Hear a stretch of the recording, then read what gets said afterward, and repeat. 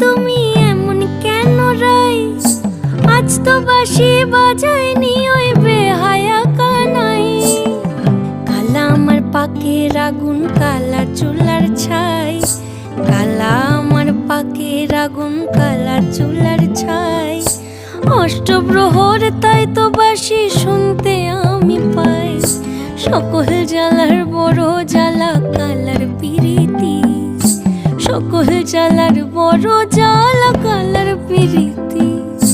চন্দন করিয়া কালা অঙ্গে মেখেছি। চন্দন করিয়া কালা অঙ্গে মেখেছি।